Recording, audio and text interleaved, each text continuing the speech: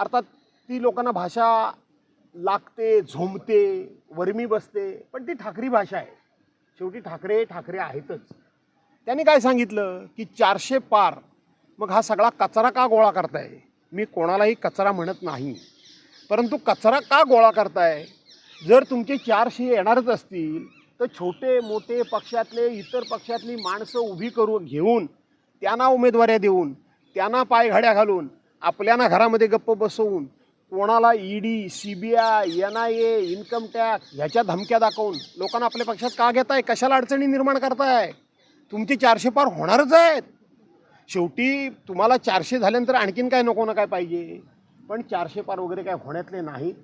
आता जे एकनाथराव शिंदेंबरोबर गेले लोक, त्यातले अर्जुन खोतकर, त्यांच्या सेनेचे नेते, त्यांचं स्टेटमेंट बघा.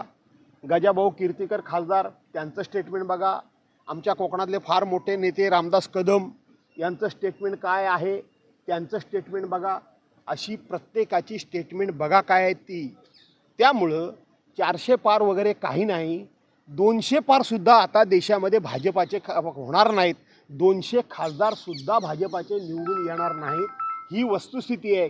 त्याच्यामुळं भाजपाला हा सारखा एक प्रकारे 400 पार म्हणून भाजपा एक तर समोरच्या माणसांच्या समोर दहशत तरी निर्माण करतोय किंवा संभ्रम निर्माण करून खोटं उसना आणण्याचा प्रयत्न करतोय. यापेक्षा याचं काही उत्तर. ताज्या बातम्यांसाठी बेल आयकॉन दाबून चॅनलला सबस्क्राईब करा. धन्यवाद.